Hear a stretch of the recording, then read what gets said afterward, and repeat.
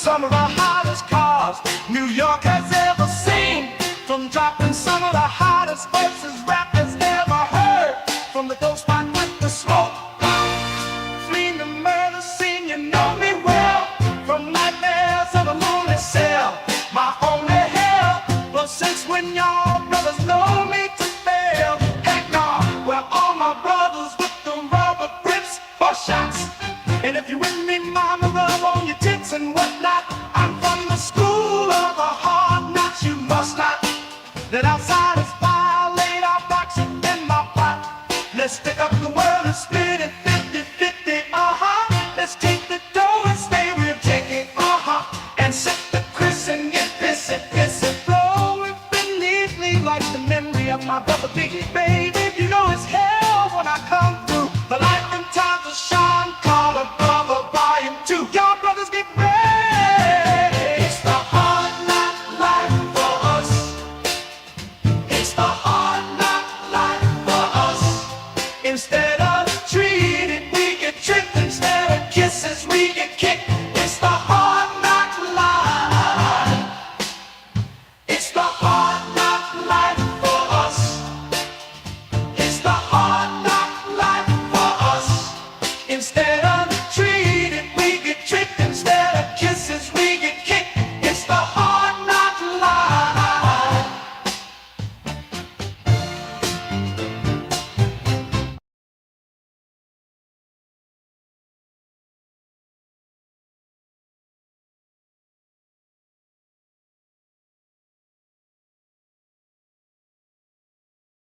Okay, glad to be here with you guys. Been a long time since I've done a live show, so I want to welcome whoever's here. And again, thank you guys. Smash the like if you choose to do so. It does help get the program out there. We're going to start off with the first comment of the day. I don't think there's a lot of comments, but that's okay. It's been a while since I've done a live show. It is from River Son. Good to have you, Mr. River. Always good to see you, buddy. Crypto Homes 777 is in the house. Hello, everyone. Yamaha Pacifica is in the house. Good to see you, Yamaha and Crypto Homes. Appreciate you guys. All right. We have... Hey, Samuel. Been a while, man. Jasmy AI. Max with that Jasmy Alpha. Yes, you're going to see something that I thought was a good catch. It's a new discovery, okay? Sometimes things are right before... right in front of us, and we don't even realize it, So, thought I'd let you guys all know about it on a live.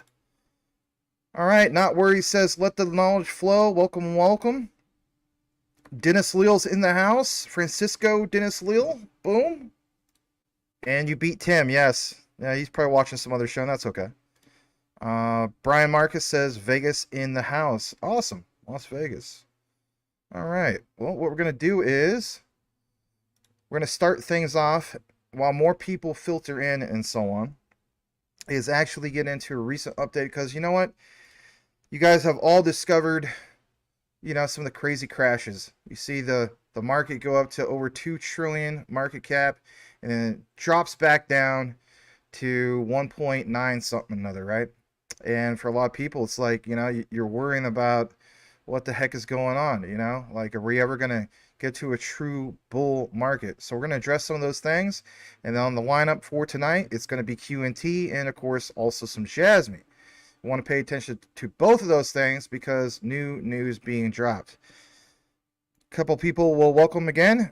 Russell, looking to hear the new Jasmy discovery. Thank you. Elon Muff is in the house. Michael Cornwell, good to see you, man. And nice to see old familiar faces. All right, so what we're going to do is use River's comment as a bookmark. We're going to first jump into this because it's on the minds of a lot of people. And believe it or not, I used to do this with you guys all the time, weekly updates. So one thing that's been asked by many of you guys is this boom cycle over? Well, in my opinion, it hasn't even really truly started. But I do want to address some of these things because it's on the minds of everyone. We're going to go ahead and full screen this. Got some charts for you guys. Got some things cited from Bloomberg. Should be a pretty good show. And we'll jump into it. So number one, is the boom cycle really over? Well, Investor Place doesn't think so. I don't think so either. we remain cautiously optimistic that the best of this boom cycle is still to come. All right, so they state that a big part of their sustained optimism is that Bitcoin, BTC, still hasn't lost its 12-month moving average. And they go on to also mention that the 12-month moving average on BTC has been pretty good for the most part. They have a barometer for broader crypto market trends, but when BTC crosses over its 12-month moving average, that pretty much always marks the start of a crypto uptrend. When BTC crosses below its 12-month moving average, that pretty much always marks the start of a crypto downtrend. A lot of you guys pay attention to some of this stuff, and that's good. But BTC is still holding its 12-month moving average, and the current BTC price, is actually not at 59, it's at 56, but I'm going to show you some key metrics here in a moment. The 12-month moving average is right around 52,500, whether that or not.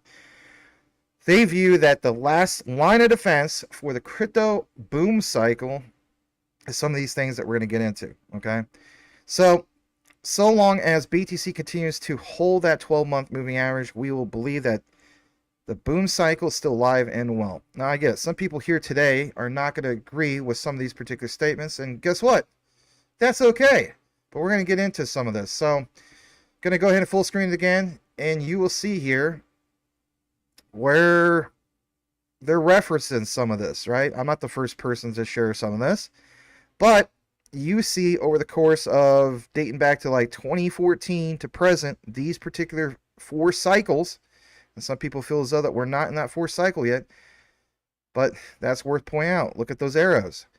Going further down, another thing to note, typically BTC boom cycle tops are characterized by basically what is referred to as a sharp drop. In each of the last 3 major crypto tops, BTC at one point dropped 60% over a 6-month stretch. See the yellow bars in the chart above. We already did that, but we aren't seeing anything like that right now. And just in case you overlook those yellow bars, there's the reference from Bloomberg. All right, further down. Over the past 6 months, BTC dropped all of about 4%. In other words, BTC tops are usually marked by big crashes and tons of volatility.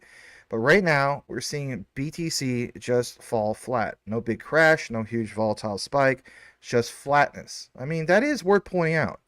All right, what else can we gather from this that we should take note of? Well, it also tells us that this is unlikely to be the top for cryptos in the cycle, but they instead feel as though that BTC and the entire crypto market is just consolidating patiently, waiting for the next upside catalyst to arrive to spark a parabolic rally higher. And for me and a lot of people, this is what you're waiting for.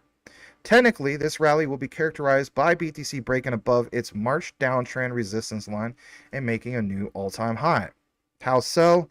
Well, you got to go with something to reference what they're talking about. Here's kind of like what they're talking about, and data to back that up. So, what else do we have? Well, it's referencing that at this point, the $1,000,000 question is what will spark that rally? I mean, some of you guys feel as though that what will spark the rally is after the election results come in, or some key people basically making announcements that they're going all gung-ho into blockchain DLT. But this statement pounds home everything, and that is being straightforward and perhaps deceptively optimistic or simplistic. But they feel as though it'll be the rate cuts. And, how many times have we seen other people do live shows talking about, Jerome Powell and the Fed addressing some of these things. So 2 big things will happen after the Fed starts to cut rates in September. And that is, first, consumer sentiment will start to improve. And if anything, that right there is where you will see, the fear and greed index start shift back over to the other way. Right now we're in that fear mark. A little bit more about this. Goes on to also mention the cost of money will drop. Mortgage rates will fall. Auto financing rates will fall. Credit card interest expense will fall. That's not just me trying to come up with a crystal ball. It's understanding that in the past, when those things happen, well, it's in line with that. So will things get cheaper for consumers? Do you guys feel that way? Will we see things get cheaper? Basically, it's like this. This will lead to a jump in consumer sentiment, which will historically be coincided with strong jumps in the crypto market. All right, so talk your ear off about that. Is there anything else to reference? There is. And this the second thing, I don't want to skip over it. It says, second, all the money stuffed away in the money market funds will likely rotate into risk assets. I would agree with that. You know, if you guys seen the deep dive I came out with earlier today in regards to XRP, there was a citation twice from the BIS that talks specifically with proof of January 1st of 2025. Now I get it. Most of you guys will not watch the entire outline. And I don't mean that to pick on you, okay? There's chapters there. Go to the chapter that cites the BIS because it's a call to action. January 1st, 2025 is the mandate requirement for some of these institutions to hold these assets on their books. Now, why is that? Well, it's a no-brainer to me. Because by doing so, it solidifies what they have in their particular asset portfolios, even for institutional perspective. Is it because they're preparing for November 2025 with the ISO 222 mandate? I think so. I think it more than prepares them for that. And you owe it to yourself to at least check out that particular part. And then, of course, the other things. Was XRP price predetermined? That theory gets thrown out a lot. I went into the weeds big time in regards to that particular update. Check it out if you choose to do so. If you're anti-XRP, you're probably not going to look at it, and that's okay too. But that's also worth pointing out because rotating to risk assets, that aligns with this hypothesis of, are the big banks really going to merge into risk assets? I think the proof is in the pudding there. Now, the next part I want to get into is Investor Place states that there is over $6 trillion sitting in money market funds right now because investors have been plowing into those funds that currently offer high rates. Again, back to my reference, you know that the overall global stock market, not just us in the United States, but the global stock market as of, was it 2020, I believe? $109 trillion. Now, that could, of course, greatly dip down, but even in that outline, I go into some details about how a majority or maybe all of that will be put on chain, on a verifiable ledger, public ledger. But as rates go down lower, returns of those funds will become less attractive. Right. Less attractive for people that only focus on current price and not long-term investments. Money will rotate from those funds back into risk assets like stocks and cryptos. Again, Larry Fink already gave the warning a few months ago, early in this year, about how we will see tokenized securities. So, in reality, will we see a big run-up in cryptos like we saw in 2016/2017 and even last bull market of 2020/2021? Well, I think so, because if anything, here's some of that reference. And you see, basically speaking, where we're at now. All right, so is this bullish in itself? Well, it could be, but therefore, Investor Place feels as though that they think it may seem like a sound idea, but the crypto market in itself is just waiting, of course, for those rate cuts. When they arrive, they think that this boom cycle will take the next leg higher. I have to agree with that. Now, of course, there's other factors that are into place. Talks of World War III, could that basically happen? Lots of crazy doom and gloom going on. I mean, even with what we've been studying in regards to, the BRICS nations and some of the newest things about Mexico and whatnot. Hey, that's just, the tip of the iceberg. But in reality, it's the rate cuts, and it has been for a while. And of course, we'll pay attention to it. A little bit more about this before we jump into the next thing and recognize some of you guys' comments. By the way, I see that a lot more people are filtering. I really appreciate that. So the theory that will be put to the test in about a month. So right now we are at, September 5th? Tomorrow's my dad's 90th birthday. So happy birthday to my dad. But the key thing is understanding how is this going to come into fruition? And, we always review the previous month because we don't have that data until it's analyzed.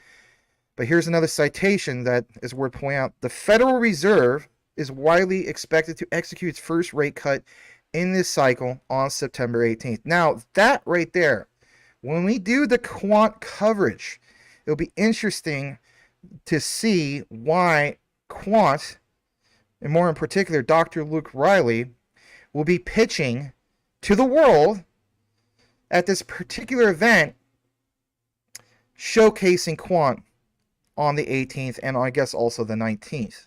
Interesting how these dates coincide with certain things. Call it a coincidence? I think it's more than coincidence. So, if this theory holds weight, everybody, will we seek the current crypto boom cycle, like, do some big things? Well, basically, we'll have to wait and see. But all of this, and especially this, and this top part, well, those represent the previous cycles. So it does seem like consolidation for the most part. I mean, the peak of last cycle to where we're at now may very well coincide, but we have to wait and see what happens. All right, let me take off the screen, come right back. And who do we have up in the comments? Let's see here. Crypto Homes 777. Can't wait to hear about QNT's API gateways. Absolutely. All right. Elon Muff in the house says that he thinks we are still in accumulation. Okay. Crypto Homes 777 accumulating. Can't wait to buy tomorrow's payday Friday. Yeah, payday for a lot of people. All right. Boomer F is sooner in the house. Good to see you, Boomer. Lots of projects on sale. Absolutely. World is dropping the US dollar. Seems to be that case. Listen, US dollar has lost reserve status. Dennis Little states, interesting to see Cardano join the DDEC Alliance. Yeah, that is interesting. I still hold a lot of Cardano. I don't cover it much because it is kind of boring, but I still hold it. Been holding it for a very long time, since last bull cycle.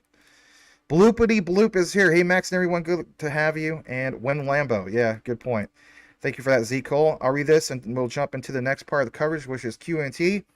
Max, thank you for doing this. I like your style on your videos. Can you share your top 5 cryptos in your opinion? Yeah, no problem. So, I mean, I've made this public before. My top 5, basically, it's like this. I'll start off with my top 4, my Mount Rushmore crypto. So, people may not like me doing it this way, but I've always been consistent about this. So QNT and XRP are tied for number 1. I can't ever come to the conclusion of picking one over the other on that, but they're consistently tied for my number 1. My number 2 is XLM, Stellar XLM. Number 3 is Jasmy. And for everybody that's watching right now, how could you say that? You seem like you're the biggest proponent of Jasmy. Hey, I am a big proponent of Jasmy, right? But you also got to keep in mind where Jasmy was originally maybe in my top 15, and it leapfrogged itself into my top 10, and then to my top 5. And then I was just like, yeah, Jasmy is definitely where it's at. So yeah, consistently number 3. Have, for example, BSV at number 4, and Hedera HBAR at number 5. And then I have, for example, you didn't ask for this, I'm going to go with XTC at number 6. And as far as 7, 8, 9, and 10, would have to kind of reevaluate that a little bit. Might be maybe some of my algo, might be some of my other projects that I'm into, maybe like C-Pool. Because C-Pool, for example, doesn't get mentioned enough, has very, very low market cap. And I feel as though that they're going to be one of the leaders when it comes to capital market ecosystems. And then when you go back to interviews of Larry Fink of BlackRock, what is one of the key things he mentions? Capital markets. So they get it when it comes to DeFi. And if you were to go to crypto.com, if you were to go to CMC, coinmarketcap.com, and filter top DeFi projects, you will see Clearpool is consistently in the top 10 performers, even on a yearly chart. So it does very, very well. And my thing is, even in the past when I was trying to like make a couple video games and I didn't have the money to do it because, VCs are very greedy.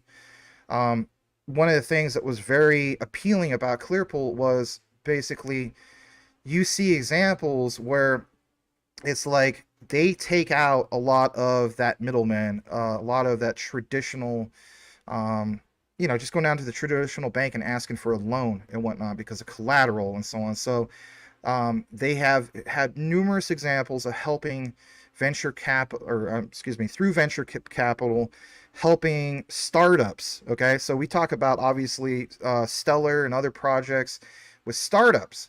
Well, they have a legitimate plug of using actual crypto, and it's not just Ethereum. They got a Polygon Bridge, they got Mantle, they got some other ones, and they've consistently impressed me in that regard.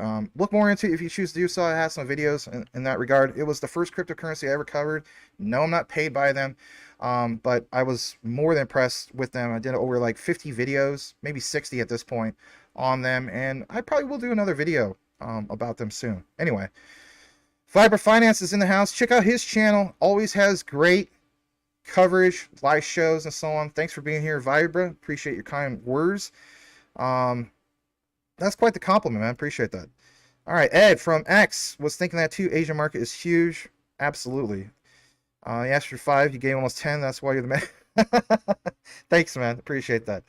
Hey, Light, good to see you, man. Really appreciate your comments. You know what? I miss you guys, man. I haven't been able to.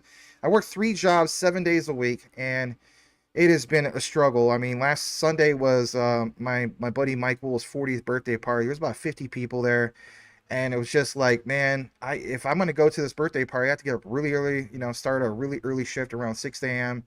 And I was just like, got to get this done. Went to it. Was glad to do that, and glad to be here. So if you guys wonder why isn't Max doing live shows like every day like he used to, it's just there's not enough time in one day. So I have to allocate time to do chopped up videos and so on, but I will still want to come back and do live shows because I miss being part of, you know, engaging with the community and so on. So for you guys to be back here right now and have this type of showing really means a lot. 66 on YouTube, 80 on X, 146. You guys rock, and I really do appreciate it. All right, let's read one more, and we'll kick into the QNT outline because you guys have been waiting for that. Craig Berg, thanks, Max, with your deep dives and all your knowledge and hard work. Hey, man, no problem. It comes out naturally because I'm enthusiastic about this just as much as the next guy. When we talk about the grind, I mean, come on, I'm still grinding, right? 7 days a week, 3 jobs. Shout out to Michael Cornwell, right? He's kicking his butt, working his butt off too. A lot of you guys, right? Like, we grind for in the future, you know, we could finally have that nest egg that we're hoping for. And so that's what I want to jump into now. What do we have in regards to QNT and a little bit more about that nest egg? Well, it's showcasing to the world what QNT is all about. Let's jump into that particular segment. Smash the like if you haven't done so already. And if you're new to the show, basically, you haven't done a show in a while, but when you see things like this come up on your screen, it is your indicator that that's the segment that we're talking about. So I'm going to jump into this, and I think it's a good time to basically do it. So yeah, let's go ahead and do that.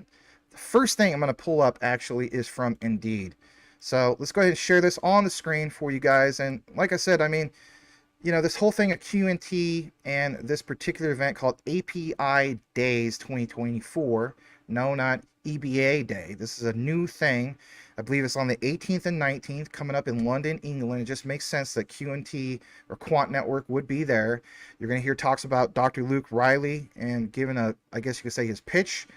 But it's more than just a pitch. It's more like, here, we already given our pitch in the past. Check out what we have done in regards to APIs. And that's something that's always mentioned when it comes to Quant all the time, right? We're not oblivious to that. So consider sticking around to the end of the outline. And yeah, let's just simply get into this. This is from Indeed. So we're going to start off with this. This is Adi Ben Ari. He's a founder and CEO at Applied Blockchain. Why is this important for your understanding?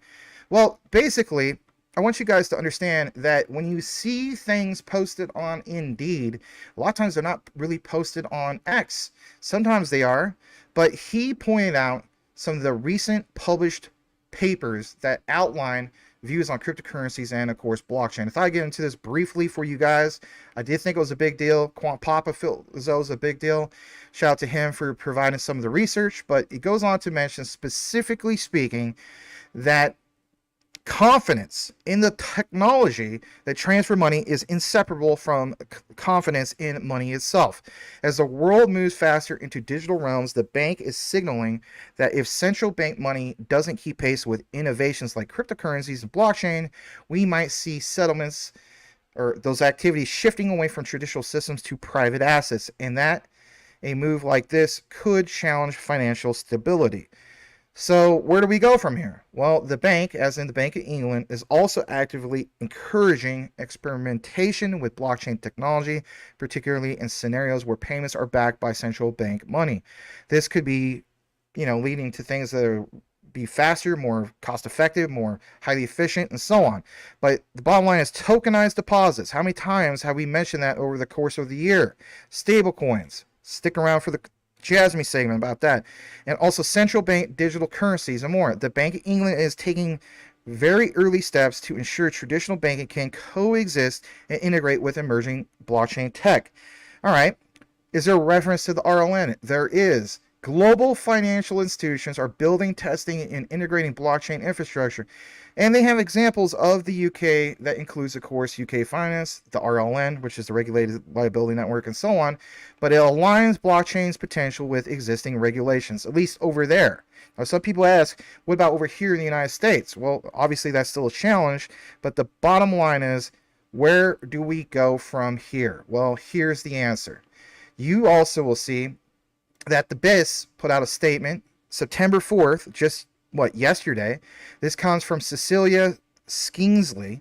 Cecilia states that she discussed how central banks can harness technology like tokenization, even AI, and describes 5 key lessons learned from running the BIS Innovation Hub. Now, I'll take a pause, come back into the screen for you guys for just a brief moment.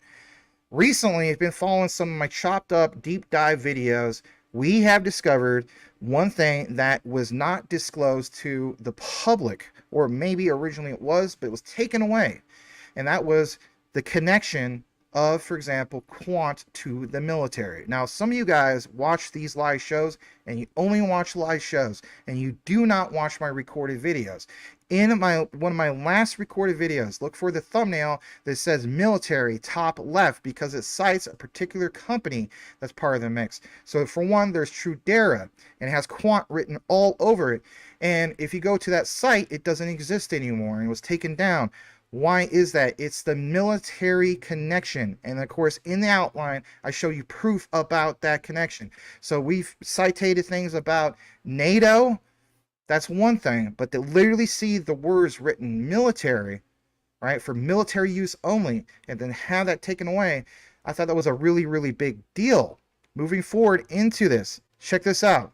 She goes on to mention, quote, an innovation hub within a central bank is key to create public goods. It can be perceived as risky and countercultural to how central banks traditionally work, but it is possible to be cautious in some parts of an institution while allowing for experiments in another part. Why am I showing this? Because, again, if you look at this statement from Adi Ben Ari of the Bank of England, it is in line with what she is stating. And as we know, through Project Rosalind, Quant Network, and also R3, right, was also selected. What else do I have? Well, let's take you over to the news from yesterday. Quant APIDAYS 2024 by Rachel Bowe, or Bach. Don't know the right way to pronounce it. I apologize. But this statement on the far right from her, APIs have become a reliable and flexible component for companies looking to build smarter platforms, streamlining their business processes. For a lot of us, it seems as though, yeah, we know about this, keep beating that drum, but you got to keep in mind, it's the statements that are brought to us. So at this year's API Days London conference, Quant, yes, you read right, Quant will be showcasing how they use APIs to enable interoperable, hassle-free blockchain development. And they go on to mention that in today's rapidly evolving business landscape, APIs have become reliable, flexible component of companies looking to build smarter platforms, streamline their business processes. Does that not match up with what the BIS just mentioned? Absolutely. Understanding its terminology. Okay? So over the last 2 days, hundreds of IT and technological professionals are going to meet to discuss topics ranging from API development and its relationship to AI. Do we finally get an example of what we see in the past that's been hidden from the Quant network, whereas, the things mentioned about Trudera or some of those other key connections to AI. Maybe we finally do, but maybe they only give us just a little tiny hint of that due to NDAs. But that's worth pointing out. The other thing I want to jump into basically is this right here. And this event coming up on September 18th, you will see Dr. Luke Riley apparently delivering a presentation on how we can deliver on the promise of standardization with APIs. Now, for some people, that goes right past your head because you may think that that is not a big deal. Understand, it's a huge deal. And I know I use the example quite often when it comes to all this, when it comes to plugging in a power cord or your phone's power outlet, those are different types of standards. If you take those cords to Europe and try to plug them in, you have to get an adapter. Again, standards. So when we talk about building on blockchain, you have to keep in mind there's all sorts of different types of standards. But what sets apart Quant from the rest of the pack? Because let's face it, guys, there's ones out there that claim that they have interoperability, and this is no FUD. I think these are good projects. Number one, Near boasts interoperability. And for example, Corium boasts interoperability, but they still require a particular blockchain. Quant in itself is blockchain agnostic. It can settle in XRP, it can settle in XDC, and all these other particular ones. If there isn't one on your project's list, your company's list, you let them know, and then they will take the actions to make it, of course, interoperable. That is game changer because that means that instead of spending months or maybe a year on development to make things interoperable with that particular blockchain, you are what they call first mover advantage. You can jump right into what you need to do, get things done faster, and it saves you and your company time and money. But we've already been there, already done that. So why is this a big deal, and why am I bringing it to you guys? Well, the other thing I want to get into is that you see here that the workshop is going to allow the APIs of Overledger to build, again, back to what I was talking about, cross-chain application capable of interacting with smart contracts, transfer data across different blockchains. They also cover the hurdles of developing standardized blockchain API and Quant's approach to the problem. Again, think about how many different projects are going to show up, pitch what they have, and so on. Who will be the one that stands out? I think Dr. Luke Riley realizes that, and Quant will definitely stand out. You really see the examples in terminology, whether it's from that key guy from the Bank of England or that lady from the BIS. The terminology simply matches up. All right, what else do I have in regards to this? Well, check this out. Decided to dig a little bit more deeper in regards to this. So here is something I'm going to take you over to. And basically, what I want you guys to understand is, yes, Quant is in competition with Finale, but guess what? I also feel with the research I provided you guys that they're, I guess you could say, like, partnered with them, because there's lots of citations of it. And you've seen this gentleman on the right side of your screen. I'll full screen this. You've seen him, for example, being interviewed with big key players, right? Dominic Hobson. You've seen him share the stage with leaders from R3. You've seen him talking side by side with Gilbert Verdi and Quant. But it's even what they bring to the table. And we aren't going to get a deep dive about this, but in the background on the screen about the company overview, it says backed by a consortium of global financial institutions with equal shareholding, 16 banks, 3 FMIs, and Finality's initial target jurisdictions, but headquartered in London. Talks about what they do, but it's an interconnected world that also involves, like what we've seen with Quant. On the bottom right, you even see Wisdom Tree located there.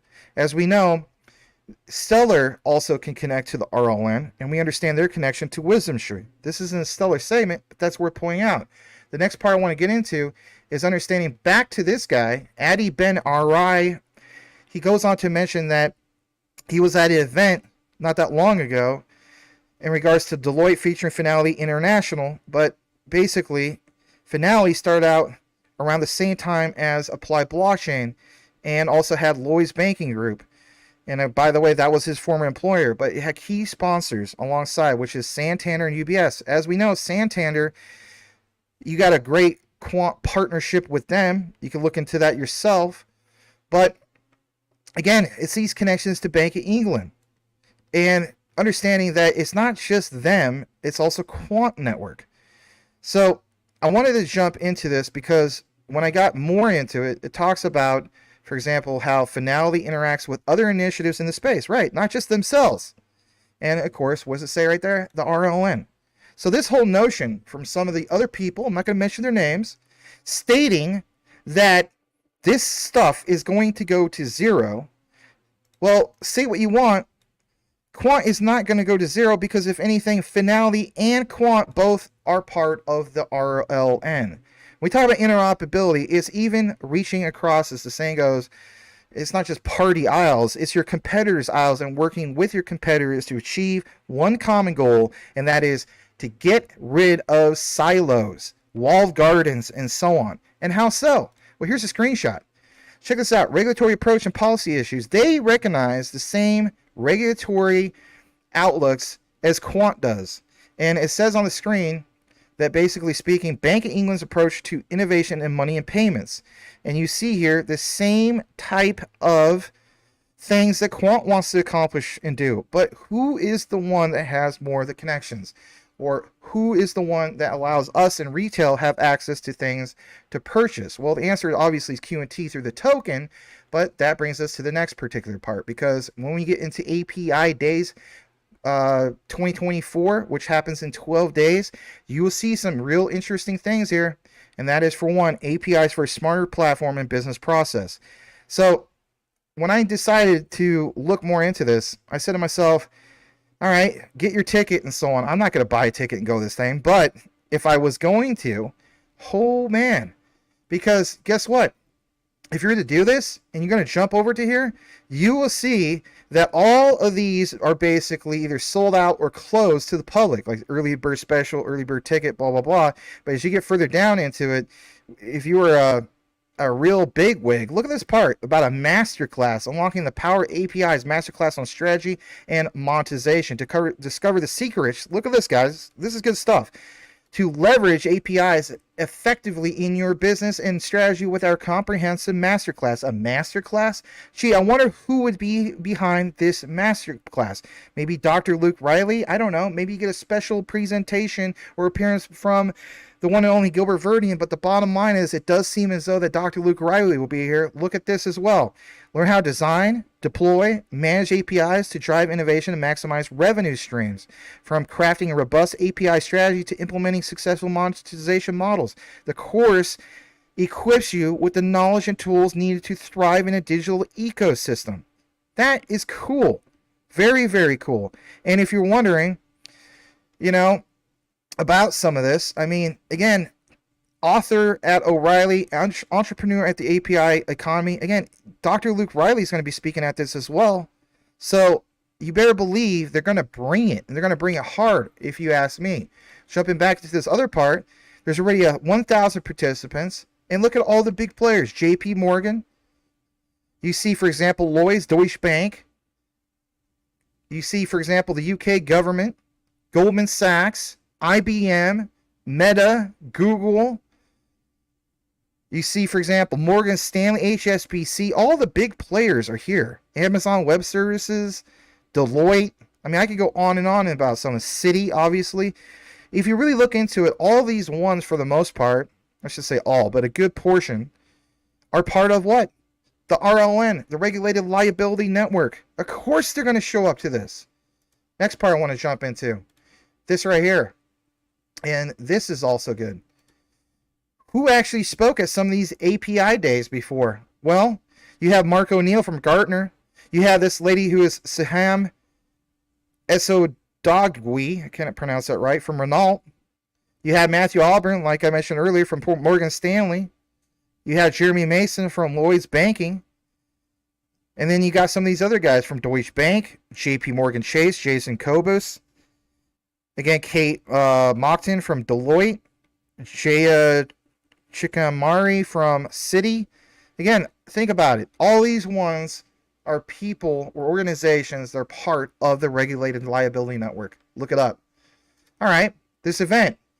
So at this event, you see one of the main things posted is about an API initiative, an API security, and you have workshops. So if Quant is API everything, you can imagine what they will showcase over at this particular event. Because when we talk about regulations, we talk about the regulators, we talk about the big money. The big money is clearly all meeting up here. So Dr. Luke Riley, him showcasing this, if anything, potentially doing a, I don't know, maybe a masterclass. Again, I don't have answers for that, but it does seem as though that could possibly be a thing. But even if it wasn't, maybe Quant Network feels as though they have already proven themselves. How about having other businesses recognize why they want to standardize some of the APIs? So look at this, putting API or AI into API security. I mean, think about why Quant's authorized stands out, right? All right, what about another thing in regards to this? We have, for example, reimagining API onboarding with guided walkthroughs. So a lot of focus, obviously, on APIs, whether it's Quant bringing that or some of the other ones. Say what you want. You could appreciate that Quant definitely is going to bring it. All right, a little bit more about this, because I did mention Dr. Luke Riley. I'm going to full screen this as well. This is good stuff. It says specifically, don't miss our expert sessions. So when they mentioned the whole thing about master classes, I'm thinking to myself, I don't think I'm too far off. So on September 18th, Dr. Luke Riley, head of innovation, will present and answer questions on standardizing the world of blockchain with APIs. So yeah, that's definitely a real thing. All right, in conclusion, as we wrap this up, because we definitely need to, here's some of my own notes of why this is significant and why I'm bringing it to you. So for Quant, where does it really, like, how can it really separate them? Well, if Luke Riley is going to pitch this, or, you know, lead this workshop, if you will, highlighting Quant, especially when it comes to APIs and standardization, we have to understand what will it mean for Quant and QNT more specifically moving forward. Well, it's the significance of Dr. Luke Riley's presentation at London API Days 2024. More in particular, you know, the 18th. Dr. Luke Riley's presentation at London API Days 2024 is significant in many ways, but it's understanding that can Quant Network reach the broader blockchain industry by showcasing what they have already done. As we know, we have had over 2 years of testing in many different projects, whether it's Roslyn, Agora, you know, Project Hamilton, and so on. But it's understanding a focus on standardizing the world of blockchain with APIs, but of course that has several implications. And that leads to interoperability. It's got to get mentioned, so I'll point out again, especially to the new people. So APIs, if you weren't aware of it, API stands for Application Programming Interfaces. Those serve, I should say, as bridges in themselves between, of course, different systems. By standardizing blockchain APIs, Quant Network aims to create a more interconnected and interoperable, of course, blockchain ecosystem. Again, ecosystem. Think about that for a second. All right, how many projects do I cover, as well as other people? Shout out to Vibra, who's here tonight. And that is, the blockchain is trying to get other people to come into their particular project to build on their blockchain to build out an ecosystem. But Quant separates itself from the pack because they're blockchain agnostic. So they incentivize all current blockchains, whether it's Stellar, whether it's Ripple, you name it, to have that level of interoperability by standardizing those APIs built on those particular blockchains, because they can talk to each other. Quant aims to create more interconnected and interoperable blockchain ecosystem, but it also means that different blockchains can communicate each other, which can interact seamlessly, enabling more complex and efficient applications. Say what you want, I mean, that's where it's always been. Not having walled gardens, not having silos. Which brings me to the next point. We're going to get to 4 total points, so this is number 2. Accessibility. Standardized APIs can make blockchain technology more accessible for developers and, of course, even businesses. Notice how I said businesses, because a business can come in and build and not even technically have real true developers because it requires zero coding. Quant takes care of all that. So would this lead to a wider range of applications and increased adoptions for blockchain solutions?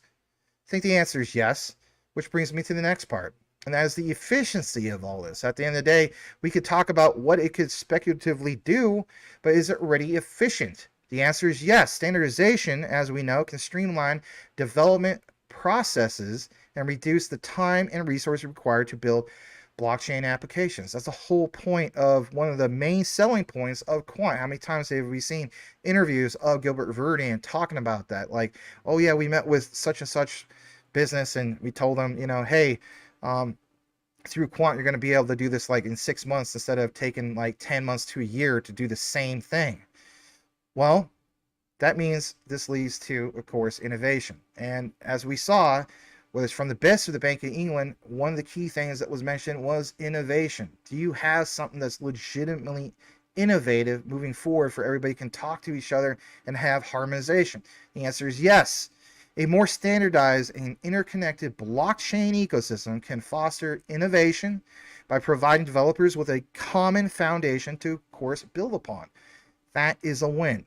Notice even with Stellar, that's a win because it's only 3 lines of code for Sorbonne. Now, in regards to all this, for Quant, QNT, we understand that Dr. Luke Riley is going to be pitching this or showcasing it. Well, with this presentation, show the utmost importance in regards to showcasing the Overledger or APIs? Well, I think so, because it's in line with the company's mission to provide universal interoperability layer for, of course, blockchains. Back to what I was originally talking about earlier, the plug, the connect. Our American plug doesn't fit into the European one, but with Quant, you're building on, for example, the infrastructure, the foundation for building on blockchain, an interconnected world. So say what you want, standardization, the significance of that is important because Quant is definitely positioning themselves as a key player in shaping the future of the industry. But more importantly, is what it could lead to, which would do what? It would increase the demand for the QNT tokens. Isn't that the point for us? Because at the end of the day, if it wasn't the point, then what the heck are we invested into? So yes, it would increase the demand for QNT tokens because those are used to power the Quant network through the Overledger, especially when it comes to the, you know, the pricing, the leasing, if you will, of the Overledger per month. And of course, facilitate interoperability. I mean, say what you want. We've shown examples of, yep, you have to have a certain amount of QNT, as in those tokens, to use the Overledger, whether you're small, medium enterprise, or you're some of the big, giant conglomerates. But in summary, don't get it twisted. Dr. Luke Riley's presentation at London API Days 2024 is definitely pivotal, and it's going to be a big moment for Quant Network. A lot of people out there, I'm sure, that do research as well are going to take snippets from that particular one and see, you know, what panned out from it. But for me, it highlights the company's commitment to advancing blockchain technology and its potential to play a central role in creating a more interconnected, robust, and standardized blockchain ecosystem. So that was one of the main things I wanted to bring to you guys. We'll kick it back to the comments, and then after that, basically, what I want to state is, you know, we'll get into the Jasmy covers. So here's where it's at. If you actually listen to that particular segment, do me a favor and simply type into the comments this, and that is API 2024, and I'll know that you listened to the outline. All right, let's jump back to the comments. About 40 new comments. I do appreciate that. And let's see what we have. All right. You guys rock. We're up to 219.76 on YouTube, 143 on X. Thank you so much. All right. Cheeks says, good to see me. Well, it's good to see you too. Appreciate you being here. All right. you're trying to retire a whole bloodline. Yeah, I know that. Nothing wrong with that. Shizzle21. Everyone show Max some love and hit that like button. Hey, man, I really appreciate that. Shizzle21. And there he is, Mr. Tim Shea, who sprays from far away. Thank you so much for being here, sir. I do appreciate you. And you've been a member for 11 months. My God, you know, I don't have the answer. Well, I do have the answer. Let's just check this out real quick. Let's take a moment because I think we might be at the 1 year mark of coming back to this channel, jumping from the old channel to this channel. Technically, this is the original channel. But I do want to see real quick a little bit about that. So I'm going to click on the live and I'm going to click on the oldest one real quick. And let's see what date that was. That's kind of cool to see. All right, so it says 11 months ago, September 11th. So 9/11 would mark 1 year back on this platform. So we're not quite there yet, but who knows? Maybe we'll do like a little anniversary event. That doesn't mean that's 1 year me covering blockchain DLT if you guys are new. It just means 1 year back on this particular platform. All right, but yeah, thank you so much, Tim Shea. That means a lot. Bloopity Bloop is saying hello to everybody. Let's jump further down. Everybody saying hello. Dennis Leal, Boomer F and Sumer. Tim Shea says, great time to accumulate QNT and all your favors. Yeah, I mean, sitting at what, like $60. Let's see how QNT is actually doing at the moment. I know it's way down. Sitting at $60.48. My God. All right. Hey, Rod. I always love your comments on the recordings, man. Don't ever think I don't notice that. He says, woohoo, made a live stream. Had to have Friday off for work day. Oh, okay. Well, I appreciate you being here, Rod. All right. Luis is in the house, automatically DCing every 2 days on Coinbase. Awesome. Just out of curiosity, do you take advantage of that Coinbase Premium? I know that Patrick Collier does that. I guess you get like some kind of incentives and discounts and so on. All right. Crypto Homes 777's buying more QNT tomorrow. Cool. What about a side of Axelar with that QNT Max? Yeah, I do need to get into Axelar. I don't hold that. I know I cover it, for example, with Rue Black, and we talk about it and so on, but I don't own any particular Axelar. But again, I understand what you're saying, because you know, like the interoperability solution and so on, and you know what they're doing in regards to solving some things for even Ripple, I think is, you know, obviously a big deal. So I do see the value with that, and it is on my list of ones I got to get into. Let's face it, there's a lot of things I own that you guys don't own, vice versa, and so on. It's hard to own everything. I've been trying to focus more on stacking what I currently have than just jumping into this, jumping into that, because then you can get too thinned out, you know. Hey, there's Cool Cat Crypto. Good to see you, Cool Cat. Hope all is well in the land of the cool cats. Cool Cat Coding, aka Cool Cat Crypto. Gerald, hey man, good to see you back, Gerald. Thanks for the nice comments on the recorded videos. X marks the spot says, Max, you should have called me up before you started. You know you know how busy you are. That's that's cool. Good to see you, X. Really appreciate you being here as well. Francisco Dennis Leal decided to comment over on X. That's cool. API and interoperability, two things that XRP and Quant are leaders in. Yes, part of the reason they are Max's #1 projects. Accumulate at these prices while you can. Yeah, that's one great way that I look at it.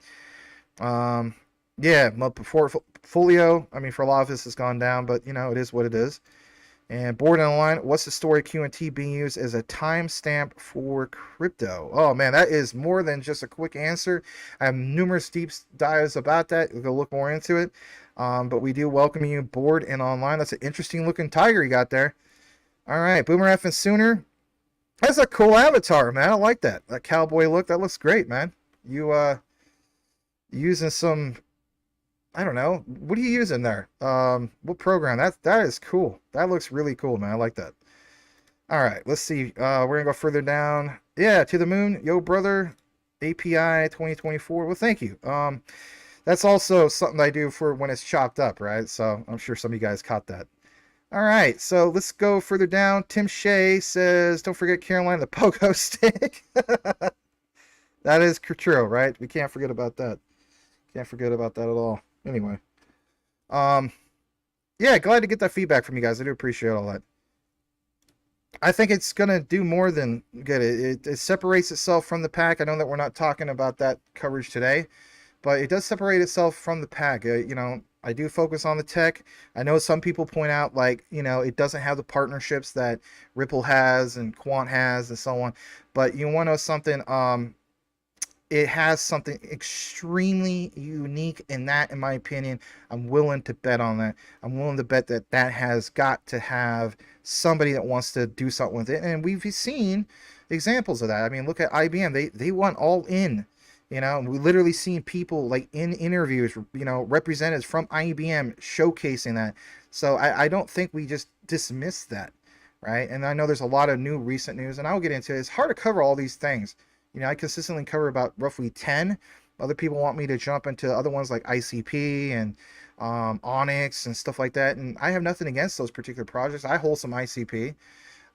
But again, for me, it's some of these community leaders, no offense to them. It's like, you know, there's one particular one that's like, that's your number one guy leading your community. Yeah, I'm going to stay away from that. You know what I mean? But I do believe in it. I think it's strong.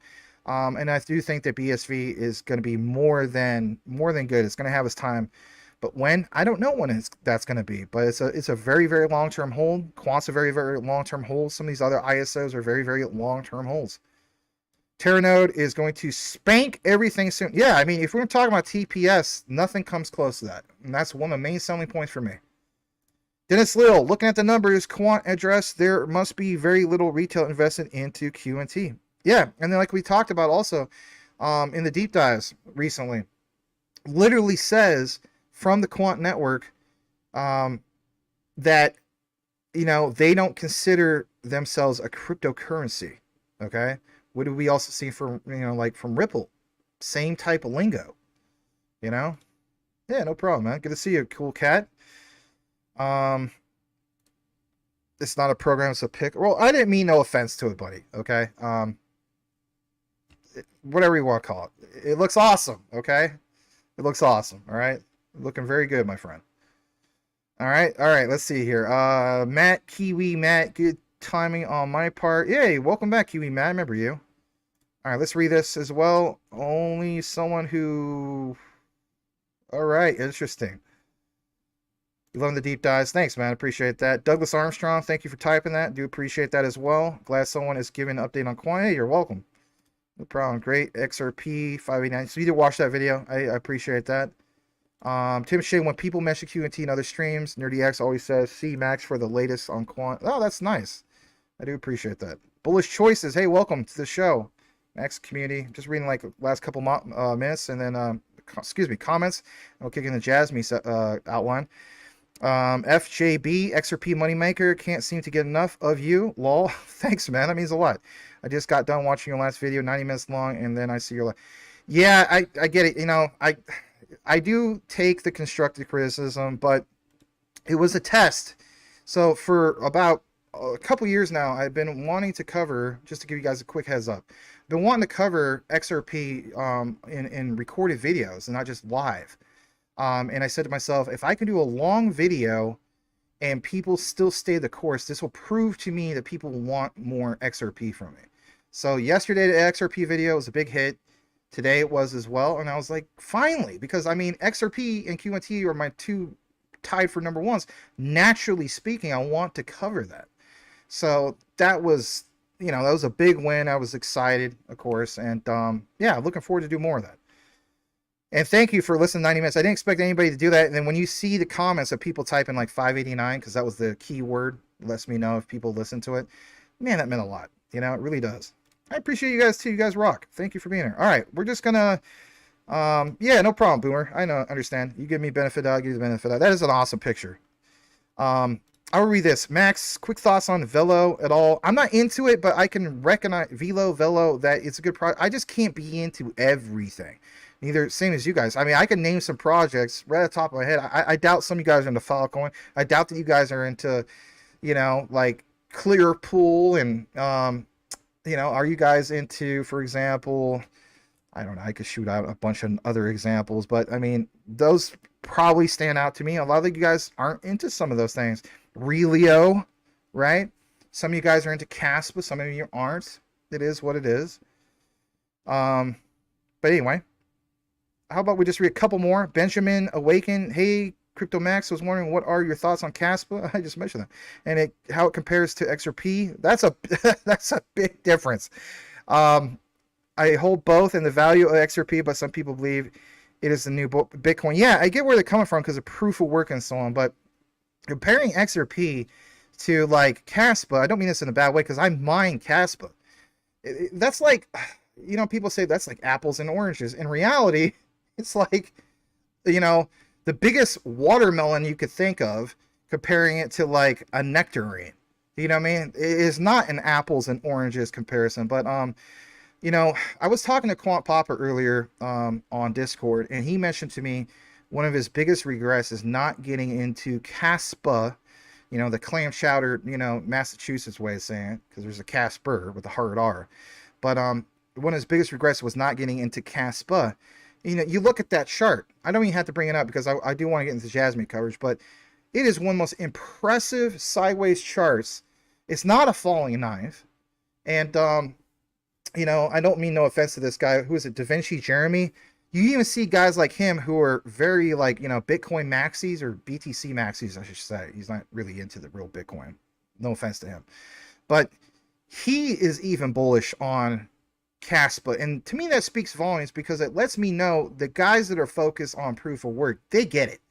And combine that with future smart contract functionality like we see with Rust, WASM, and so on. Well, say what you want. Even ones that aren't proof of work, like Stellar, recognizes that. Casper with the hard R recognizes that. How many different ones recognize it? It's because devs have been taught with those particular coding languages. They like it and so on. Therefore, if you have a new era of proof of work, that is unique, and we're seeing that with Caspa. So I'm really glad I mine it. I will say this, me and Willfix, we both mine Caspa. Sorry, man, there's somebody was doing some work and some of the stuff from the ceiling came down on me.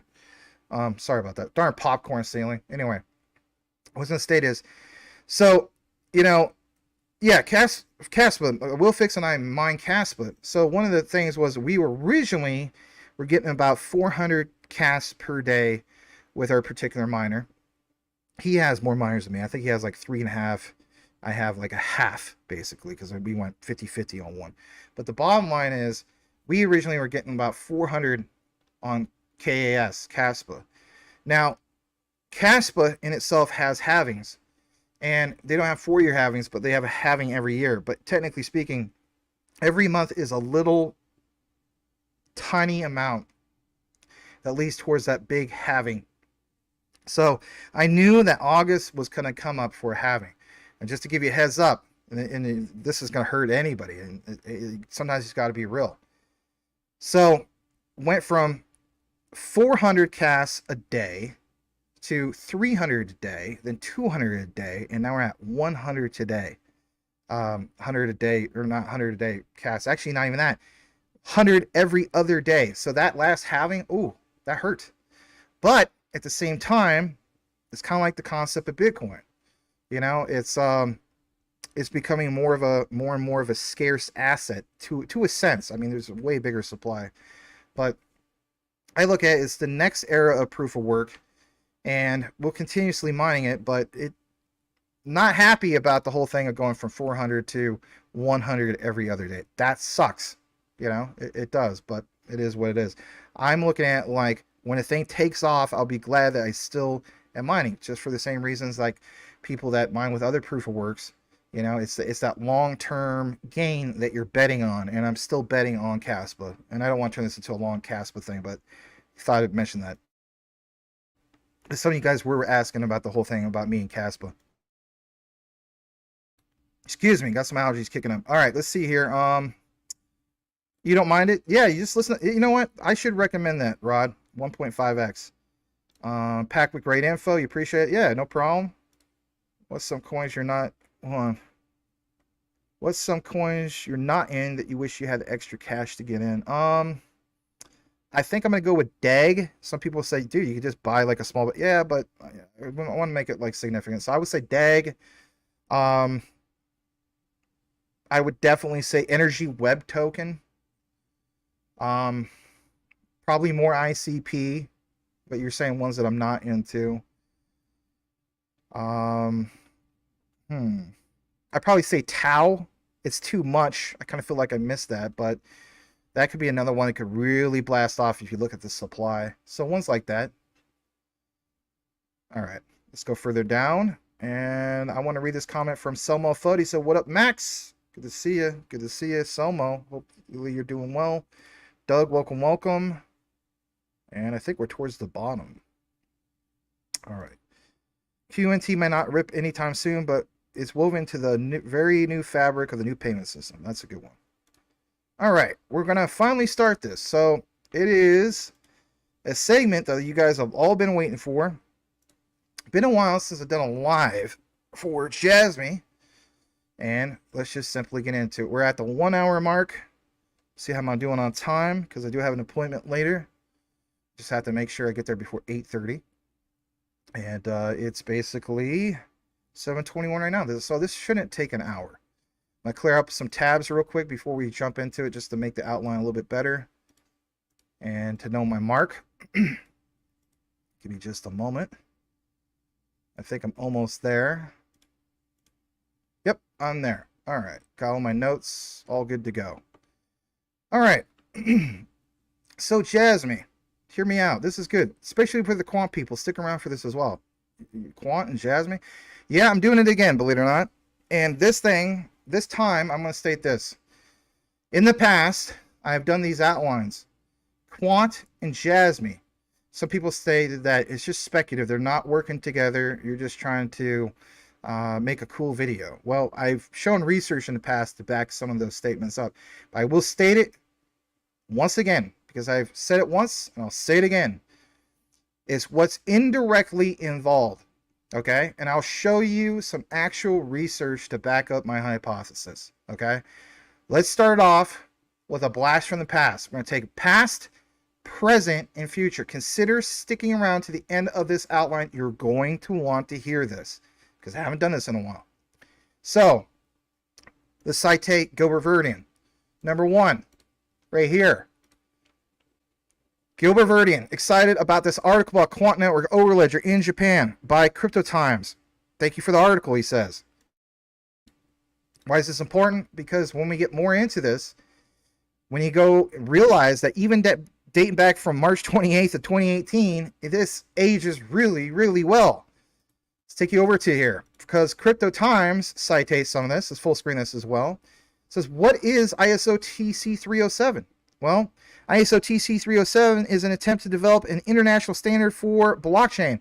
Hello, what is some of the stuff I've been talking about?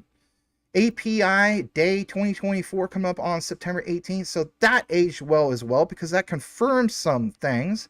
But more importantly, it's understanding that it's a standard for blockchain with the participation of a total of 35 countries. That has grown since 2018.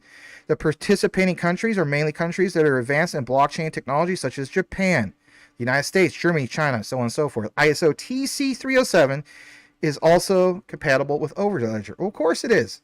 Why? Because it is the standard for building on blockchain, and it is the Quant network standard by Gilbert Verdian. He's the one that created that. All right. That leads us to what? That leads us to this other particular thing. And man, is it good.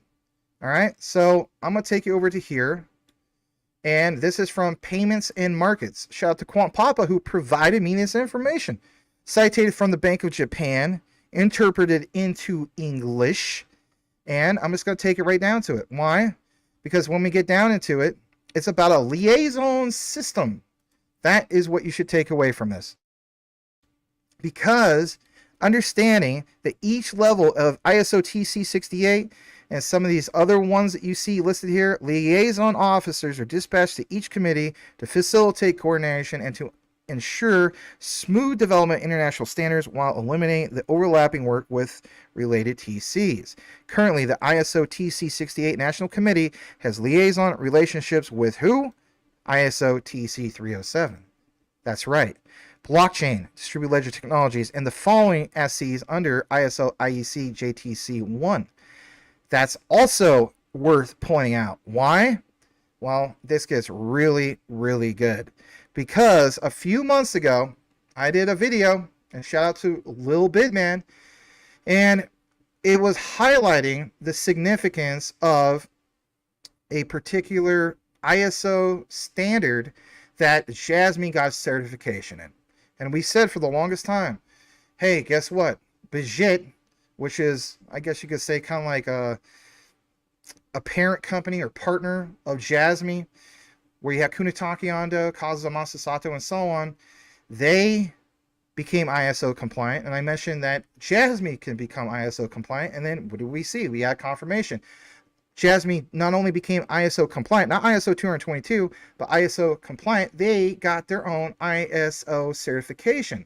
And that was called, I believe, through, was it ISSMS, basically.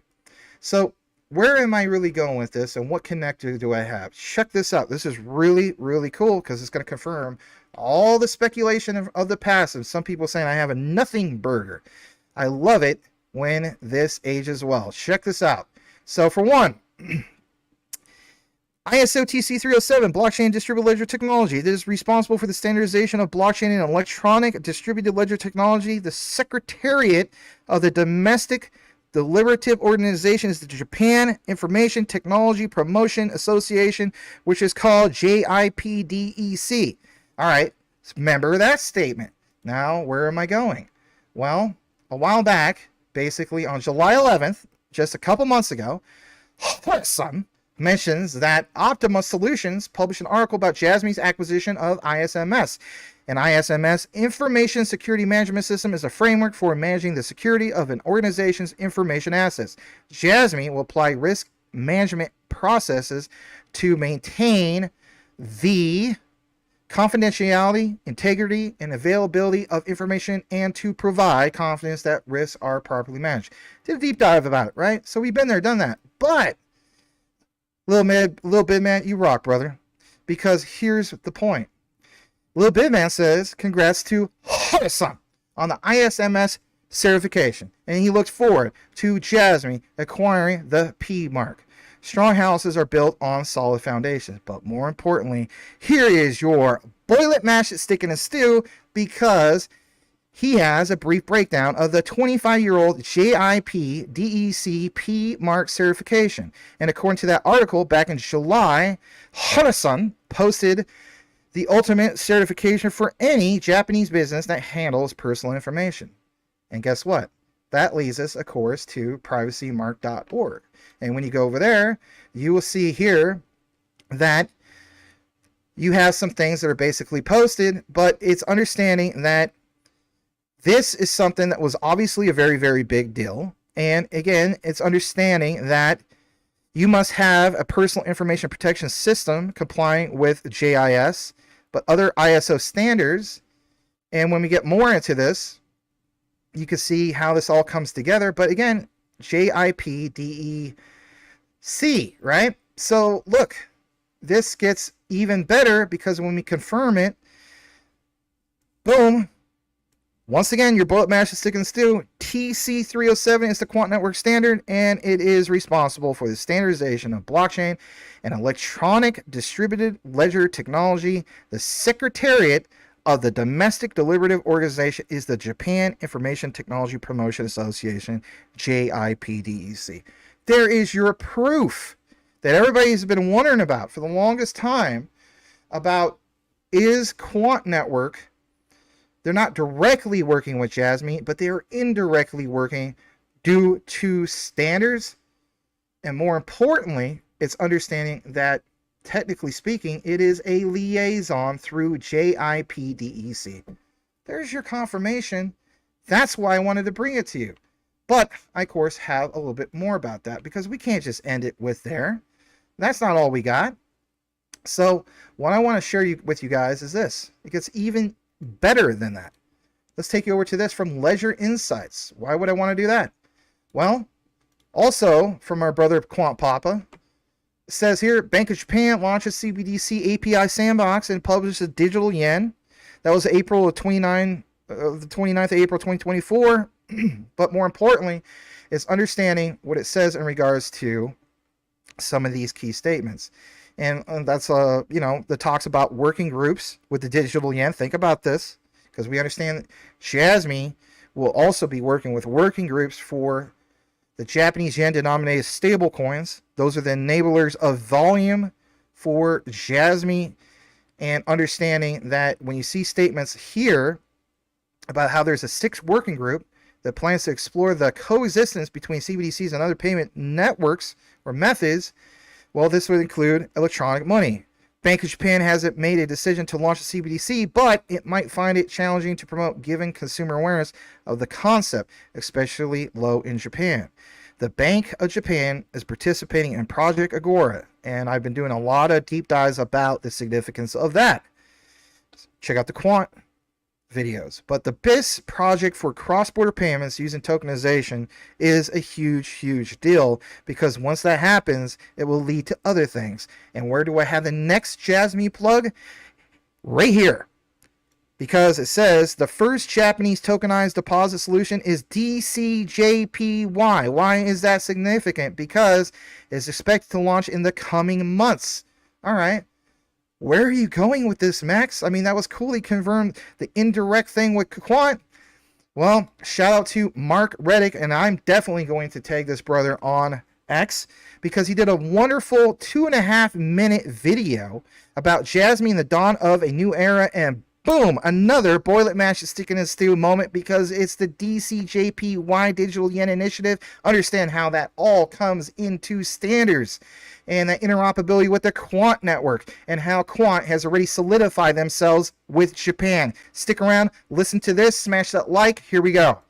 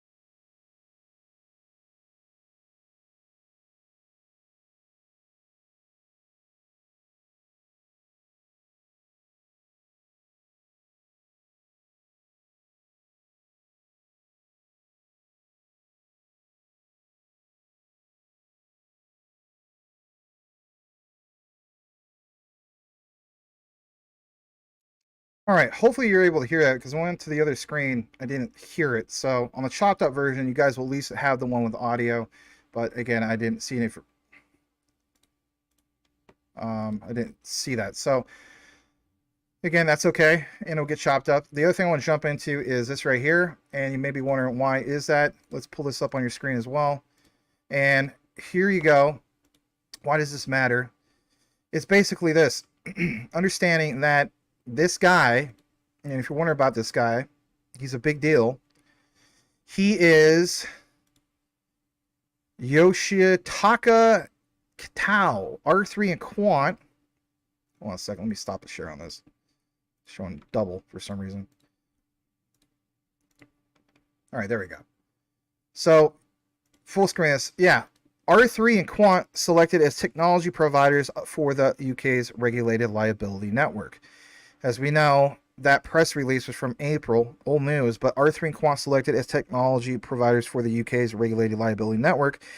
R3 and Quant selected as technology providers of the RLN was a big deal, but more importantly is understanding this guy, that guy that shared it, who really is he? Well, he's Yoshitaka Kitao. Of course, he's the founder and CEO of SBI Holdings. And basically, that itself means that, among other things, they encompass Japan's largest online brokerage.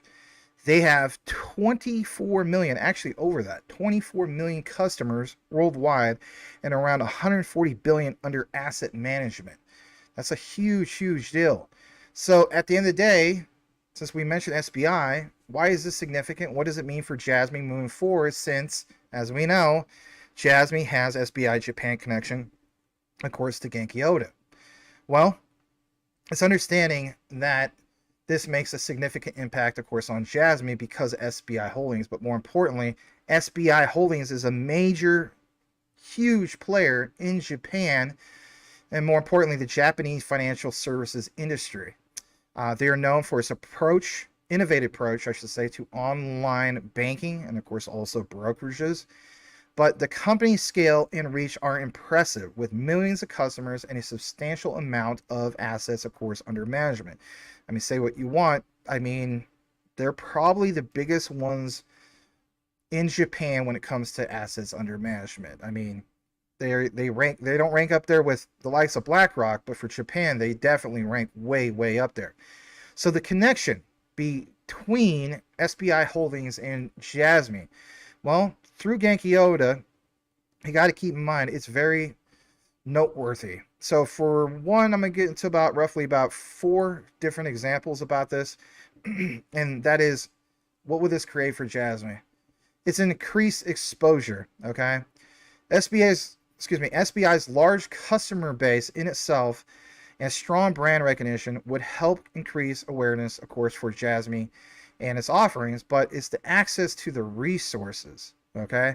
So SBI's extensive network and resources would definitely play a valuable support for Jasmy, and it means basically like access to things like capital and technology or even market insights. Number 3, its credibility and trust.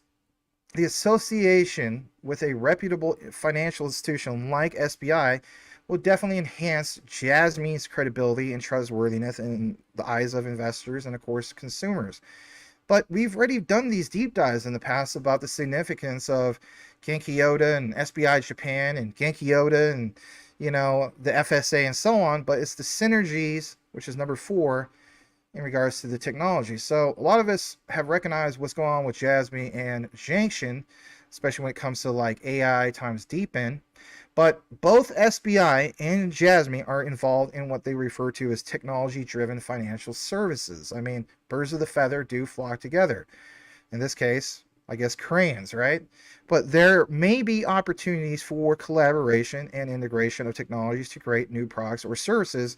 But I think we've already seen that because, if anything, Genki Oda was the plug and connect for Japan of blanketing, you know, quite a bit of Japan with the BitPoint ATMs. And those are touchscreen ATMs. It's just a matter of time before you see touchscreen personal data lockers across Japan. That's a huge deal. When did that happen? 2017. But moving forward, the relationship between SBI and Jasmy, you better believe it would have a positive impact on Jasmy's growth and, of course, development.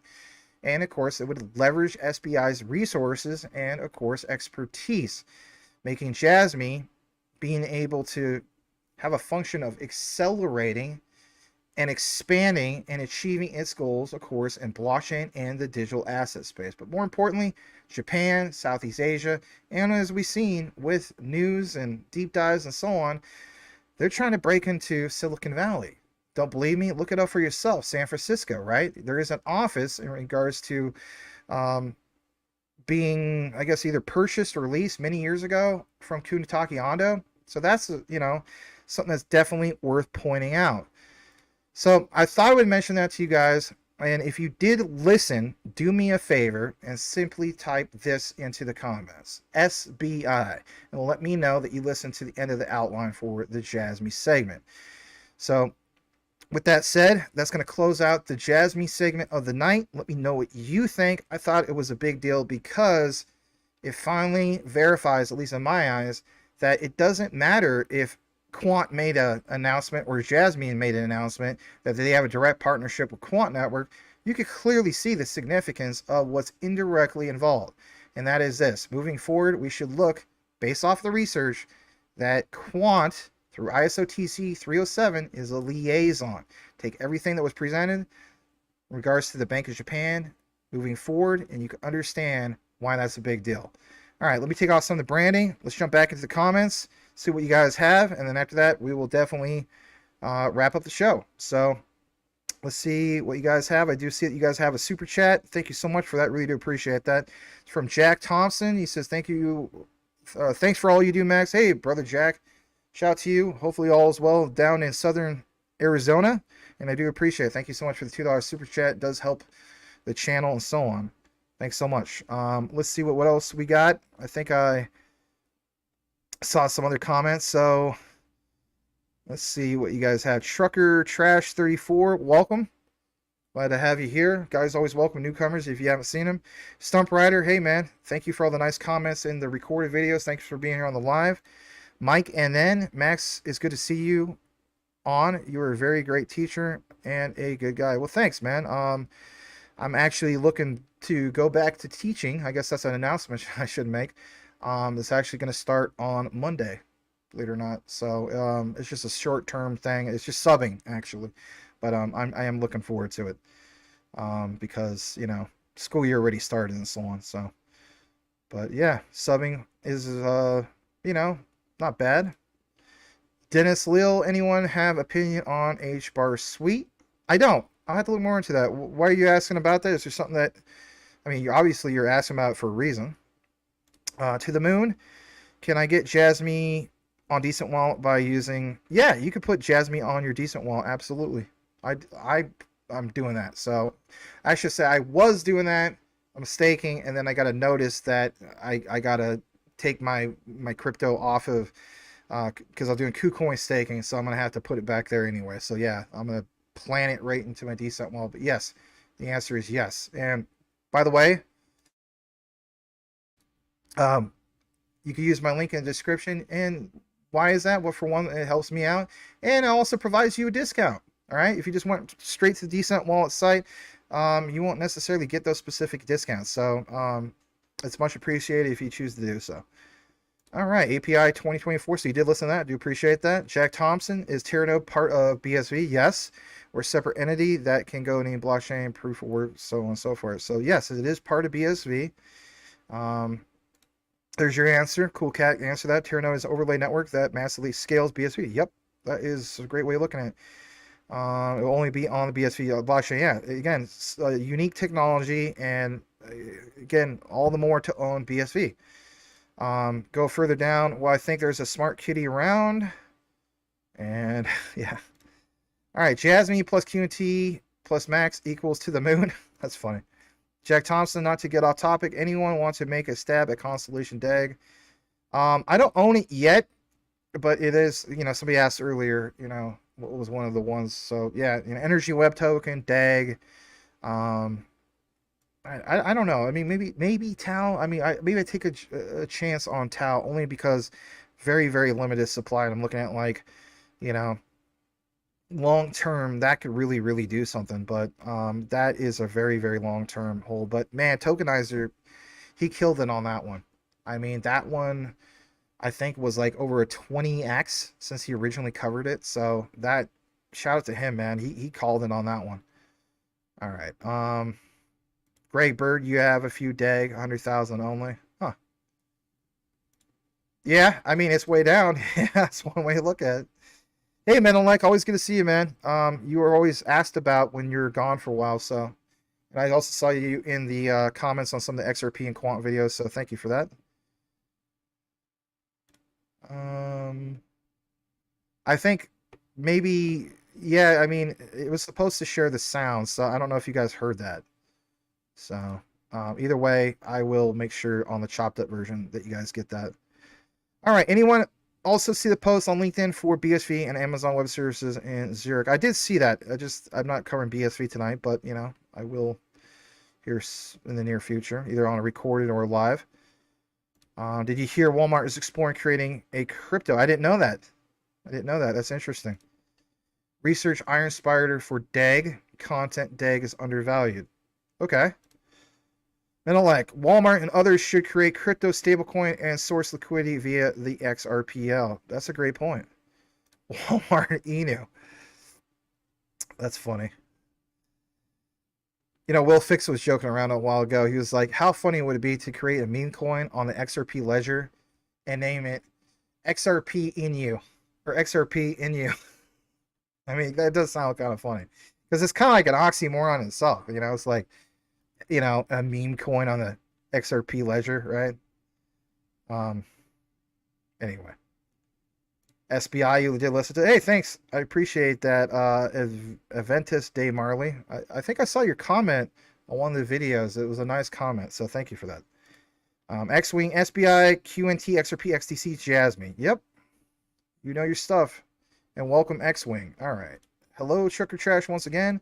BB, welcome back. Hi, Max. Have QNT bag. It will take the financial world along with XRP. I would agree with that. What would the critter look like? Cool cat, Walmart in. Just that Walmart smiley face you always see would be good.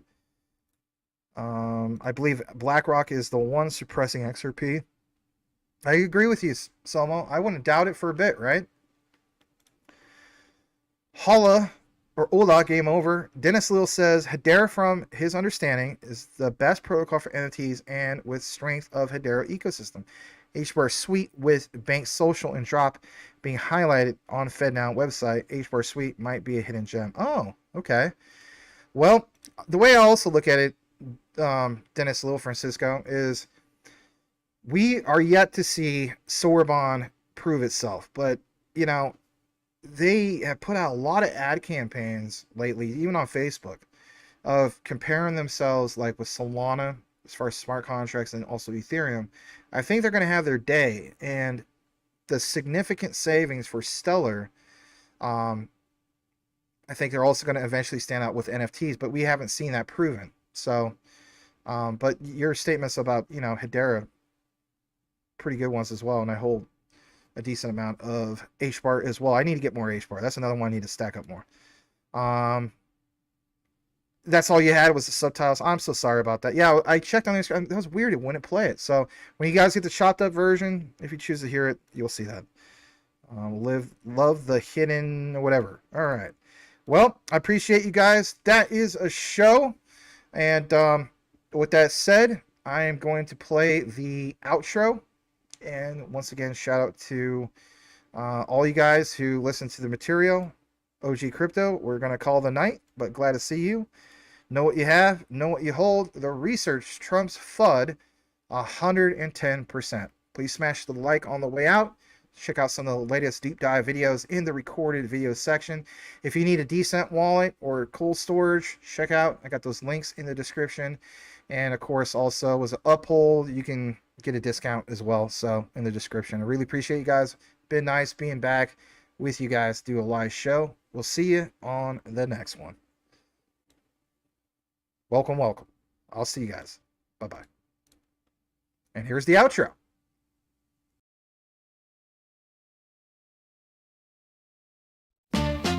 Standing on the corner, swapping, just driving some of the hottest cars New York has ever seen. From dropping some of the hottest verses rappers ever heard. From the dope spot with the smoke, fleeing the murder scene, you know me well. From nightmares of a lonely cell, my only hell. But since when y'all brothers know me to fail? Heck no, we're all my brothers with the rubber grips for shots. And if you with me, mama, rub on your tits and whatnot. I'm from the school of the hard knocks, you must not. That outsiders violate our boxing in my plot. Let's stick up the world and split it 50-50,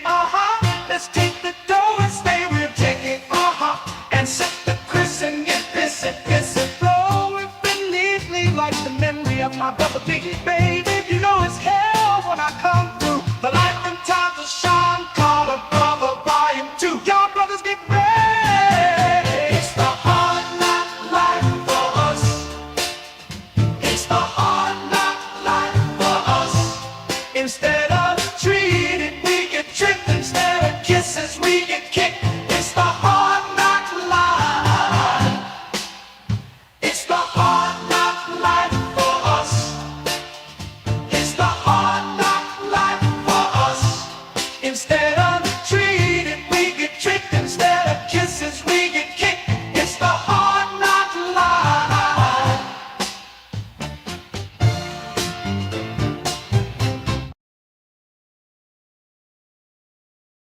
Do we live in a simulation? Probably not, but it is an imitation. The boundary has lifted and there isn't limitation. Technology exists to deliver stimulation. Augmented pixels, vivid integration. We've traded our emotions for digital elation. We're present in containment. Could be sitting in your basement and living in a matrix at the same time. Hidden like Malaysian Airlines, obliviously taken. Can we use this for the base without giving it to Satan?